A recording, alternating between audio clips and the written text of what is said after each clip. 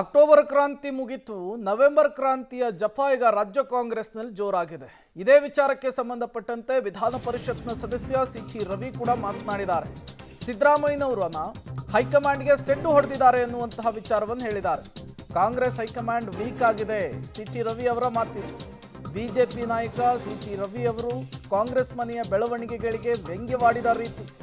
ಕ್ರಾಂತಿ ಎನ್ನುವುದು ಒಳ್ಳೆಯದಕ್ಕೆ ಬಳಕೆಯಾಗುವಂತಹ ಪದ. ಯಾರೇ ಸಿಎಂ ಆದರೂ ಕೂಡ ರಾಜ್ಯಕ್ಕೆ ಒಳ್ಳೆಯದಾಗುವಂತಹ ವಿಶ್ವಾಸವಿಲ್ಲ. ಒಬ್ಬ ಭ್ರಷ್ಟ ಹೋದ್ರೆ ಮತ್ತೊಬ್ಬ ಭ್ರಷ್ಟ ಬರ್ತಾನೆ. ಕಾಂಗ್ರೆಸ್ ಪಕ್ಷವೇ ಅಧಿಕಾರದಿಂದ ಹೋಗಬೇಕು ಅಂತ ಹೇಳಿ ಸಿಟಿ ರವಿ ಅವರು ಮಾತನಾಡಿದ್ದಾರೆ. ರಾಜ್ಯದಲ್ಲಿ ಏನಾಗ್ತಾ ಇದೆ, ಈ ರೈತರ ಸಂಕಷ್ಟವಿಲ್ಲದ ಸಂದರ್ಭದಲ್ಲಿ ನಾನು ಮುಖ್ಯಮಂತ್ರಿ, ನೀವು ಯಾರು ಮುಖ್ಯಮಂತ್ರಿ ಅನ್ನೋದು ಮುಖ್ಯ ಅಲ್ಲ.